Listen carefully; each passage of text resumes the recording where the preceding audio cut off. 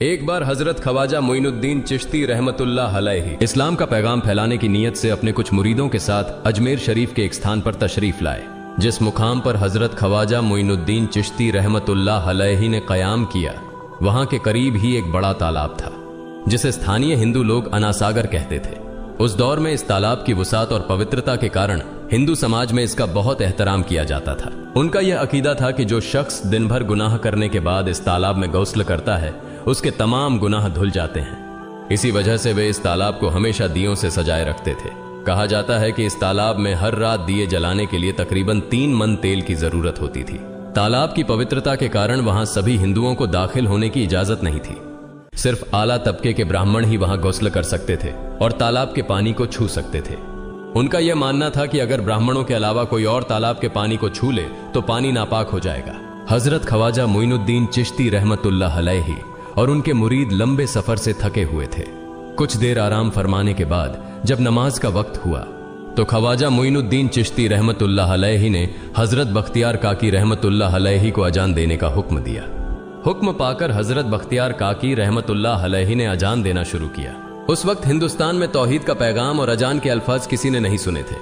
जब लोगों ने पहली बार अजान के अल्फाज सुने तो उनके दरमियान हलचल मच गई। लोग अपने घरों से बाहर आकर एक दूसरे से कहने लगे, ये फकीर लोग कहां से आ गए और ये क्या पढ़ रहे हैं। अजान खत्म होने के बाद हजरत ख्वाजा मोइनुद्दीन चिश्ती रहमतुल्लाह अलैहि और उनके साथियों ने अनासागर तालाब पर जाकर वुजू करना शुरू किया। जब हिंदू पुजारियों ने देखा कि एक अजनबी दरवेश उनके मखसूस तालाब का इस्तेमाल कर रहा है तो उनके दिल में गुस्से की आग भड़क उठी। एक पुजारी बोला, यह दरवेश कहां से आ गया? बिना हमारी इजाजत के इसने हमारे पाक तालाब को हाथ लगा दिया। हम इस तालाब को कितना मुकद्दस मानते हैं और इन मुसाफिरों ने इसे नापाक कर दिया है। इसका कोई हल निकालना ही होगा। इसके बाद हजरत ख्वाजा मोइनुद्दीन चिश्ती रहमतुल्लाह अलैहि ने तमाम साथियों के साथ मिलकर जमात के साथ नमाज अदा की। लोग ये मंजर देखने लगे और कहने लगे, ये तो कोई अजीब फकीर है। हमारे मंदिरों में सब देवी देवता मौजूद हैं और ये उनकी इबादत न करके किसी नए खुदा की इबादत कर रहा है। अगर मंदिर के बाहर भी कोई खुदा है तो उसे भी मंदिर में रखा जाना चाहिए ताकि लोग उसकी भी पूजा कर सकें। शाम ढलने लगी। शाम होते ही राजा पृथ्वीराज के ऊंटों के चरवाहे अपने ऊंट लेकर उस जगह पहुंचे। इत्तेफाक से हजरत ख्वाजा मोइनुद्दीन चिश्ती रहमतुल्लाह अलैहि उसी जगह पर तशरीफ फरमा थे जहां आमतौर पर राजा के ऊंट आराम किया करते थे। चरवाहों ने देखा कि एक दरवेश का काफिला उनके मुकाम पर आकर बैठा है। उन्होंने हजरत ख्वाजा मोइनुद्दीन चिश्ती रहमतुल्लाह अलैहि और उनके साथियों से कहा, अरे फकीर बाबा, आप कहां से तशरीफ लाए हैं और यहां आकर बैठ गए? क्या आपको मालूम नहीं कि यहां रोजाना राजा पृथ्वीराज के ऊंट आराम फरमाते हैं?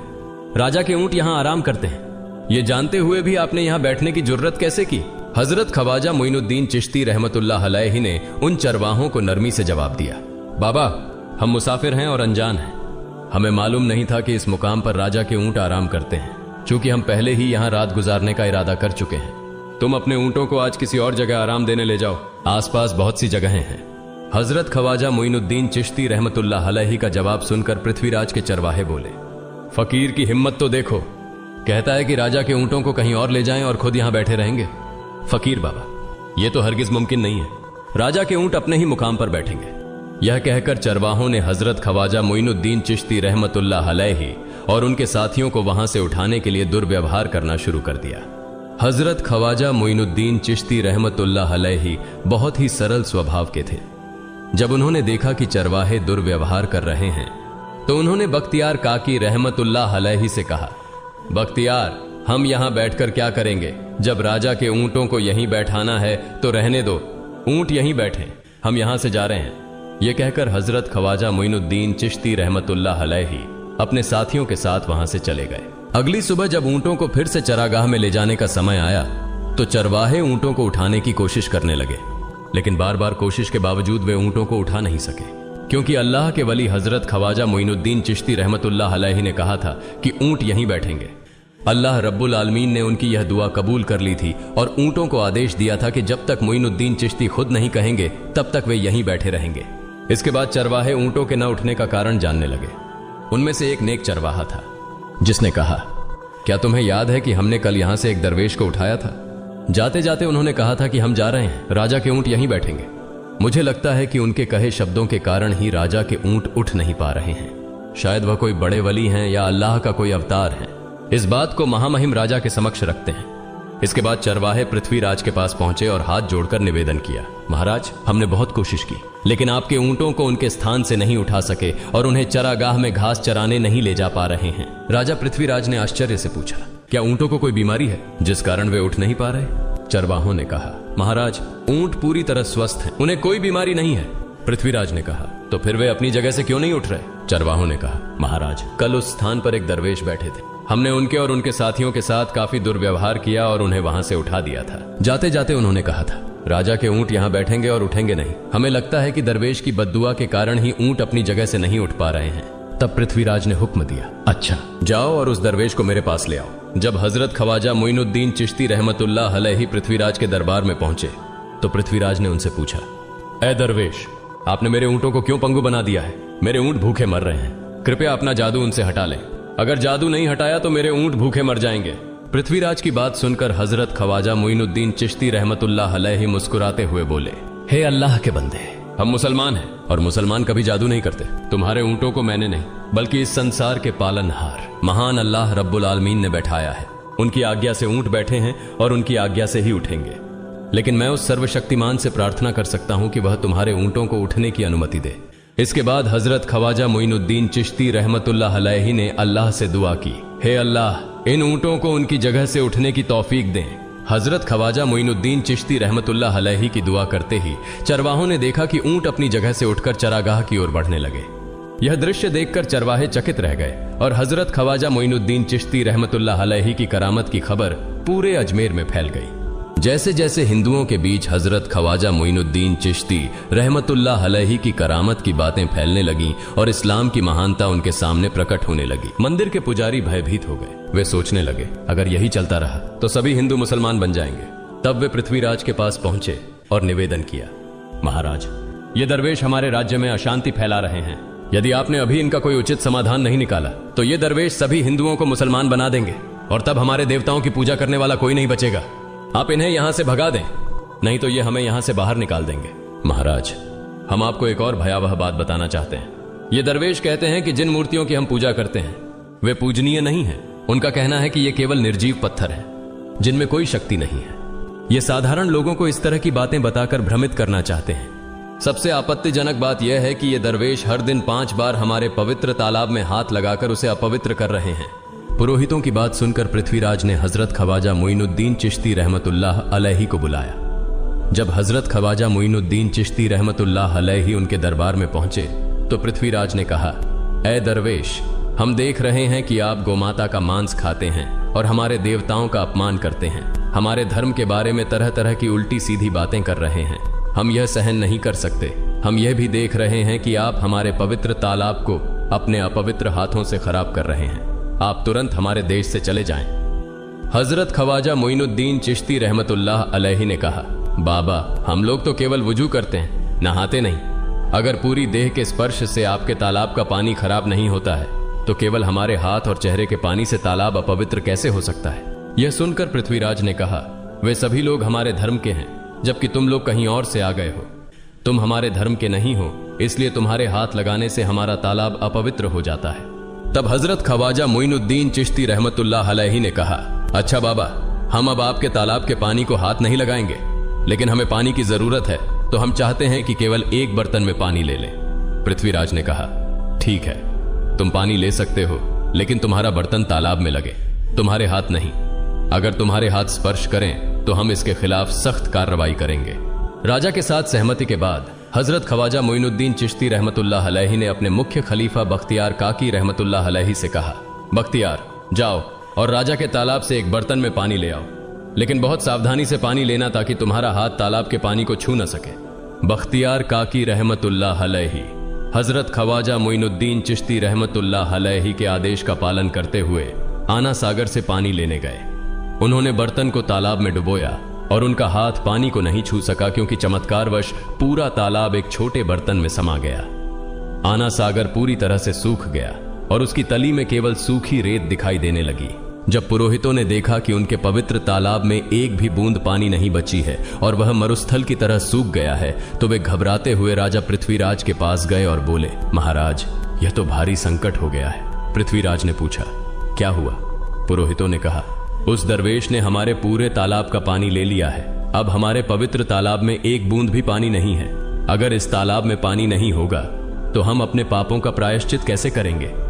दूर दूर से हजारों हिंदू लोग इस तालाब में स्नान करने आते हैं ताकि वे अपने पाप धो सकें। अगर पानी नहीं रहेगा तो वे यहां आना बंद कर देंगे, जिससे हमारा बड़ा नुकसान होगा और अजमेर की मान मर्यादा मिट्टी में मिल जाएगी। पृथ्वीराज गहरे विचार में पड़ गए। वे हजरत ख्वाजा मोइनुद्दीन चिश्ती रहमतुल्लाह अलैहि के खिलाफ कोई कठोर कदम उठाने से झिझक रहे थे, क्योंकि उन्हें आशंका थी कि अगर उन्होंने दरवेश के खिलाफ सैनिक भेजे और दरवेश ने सैनिकों पर भी जादू कर दिया तो उनकी परेशानी और बढ़ जाएगी। इसलिए उन्होंने कहा, तुम लोग जाओ और उस दरवेश को मेरे पास बुला कर लाओ। मैं देखता हूं कि वह क्या चाहता है। अगर उसकी मांग उचित होगी तो हम उसे मान लेंगे, और यदि उचित नहीं हुई तो हम माफी मांगकर अपना तालाब का पानी वापस ले लेंगे। जब हजरत ख्वाजा मोइनुद्दीन चिश्ती रहमतुल्लाह अलैहि पृथ्वीराज के दरबार में पहुंचे तो पृथ्वीराज ने कहा, ऐ बाबा, आपने हमारे तालाब का सारा पानी ले लिया है। हम अपने पापों का प्रायश्चित कैसे करेंगे? पूरे दिन के पाप हम इस तालाब में स्नान करके धोते हैं। अगर तालाब में पानी नहीं होगा तो हम अपने पाप कैसे धोएंगे? हजरत ख्वाजा मोइनुद्दीन चिश्ती रहमतुल्लाह अलैहि ने उत्तर दिया, देखो बाबा, तुम्हारे पास आना सागर है, पर दुनिया के हर कोने में ऐसा तालाब नहीं है, तो क्या वे लोग अपने पाप कैसे धोएंगे? पापों को धोने की ताकत इस तालाब के पानी में नहीं है। पापों को माफ करने वाला केवल अल्लाह है, जिसने आकाश, धरती और पूरी सृष्टि बनाई है। उसकी इजाजत के बिना एक पत्ता भी नहीं हिलता। इसलिए मैं तुम्हें इस भ्रम को छोड़कर सही राह पर आने की दावत देता हूं। वहां मौजूद हजारों हिंदू हजरत ख्वाजा मोइनुद्दीन चिश्ती रहमतुल्लाह अलैहि की बातें मंत्रमुग्ध होकर सुन रहे थे। इसके बाद उन्होंने कहा, जाओ बख्तियार, जिस बर्तन में तुमने तालाब का पानी लिया था उसे वापस तालाब में डालाओ। बख्तियार काकी रहमतुल्लाह अलैहि हजरत ख्वाजा मोइनुद्दीन चिश्ती रहमतुल्लाह अलैहि के हुक्म से आना सागर में बर्तन का पानी डालने गए। जैसे ही बर्तन का पानी तालाब में डाला, आना सागर फिर से पानी से लबालब भर गया। इस चमत्कार को देखकर वहां मौजूद कई हिंदुओं ने कलमा पढ़कर इस्लाम कबूल कर लिया। यह देखकर हिंदू पुरोहितों और पंडितों की चिंता बढ़ गई। वे पृथ्वीराज के पास गए और बोले, महाराज, यदि अब कोई उपाय नहीं किया गया तो सारे हिंदू मुसलमान हो जाएंगे। पृथ्वीराज ने कहा, मुझे सलाह दो, इस दरवेश का मुकाबला कैसे किया जा सकता है? पुरोहितों ने कहा, यह दरवेश एक बड़ा जादूगर है, इसलिए इसका मुकाबला भी जादू से करना होगा। हमारे बीच एक बड़े पुरोहित और जादूगर रामदेव हैं, उन्हें इसके मुकाबले में भेजें। अगर वह जादू से इसे हरा सके तो हम अपने हिंदू धर्म का गौरव फिर से प्राप्त कर सकेंगे।